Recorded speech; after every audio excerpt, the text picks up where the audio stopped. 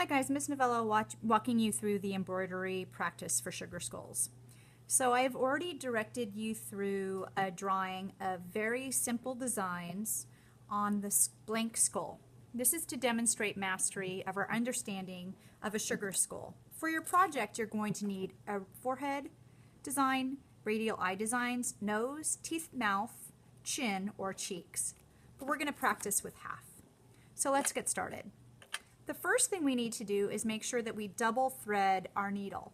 So that means we're getting a length of thread that we can fold in half, and then at the ends we're going to tie a knot. So this is a flashback to our sewing unit. We're going to thread our needle exactly how we would thread it with sewing, except with embroidery floss.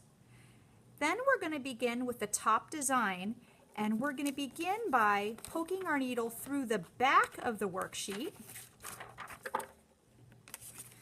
And then we're going to tape down the thread once we get to the knot, so there is no tying or back tacking. From there, we need to stitch stitches that are no wider than 1/4 of an inch and that have 1/8 of an inch space in between using the running stitch. So it'll look like this.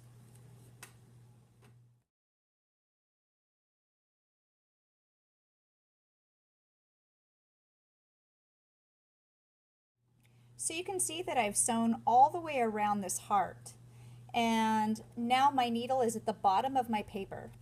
So what I'm going to do is, instead of cutting off and tying to a knot, I'm simply going to travel my needle to the next design from the back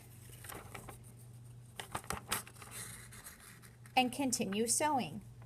How would I approach this eye is I would first sew around the eyeball itself, and then I would do the individual petals.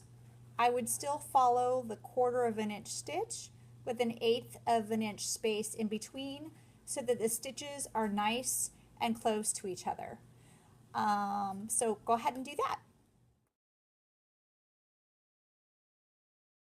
So while I was sewing my eye, I ran out of thread, and so to show you that process, you just cut your needle loose and then you tape it down.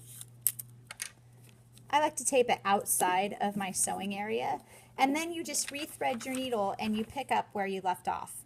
Remember that you start from the back and you tape down at the knot and just carry on. Once the eye is done, it's time to solid in the nose. How I approach this is going to be sewing the outline of the nose first and then using stitches to fill in the space. For this particular fill-in, my stitches are going to be as wide as the area that I'm stitching. So I don't want to do short 1/4 inch stitches. That won't make sense. Once I get my outline, I'll be filling in this space with stitches that extend from this end to this end.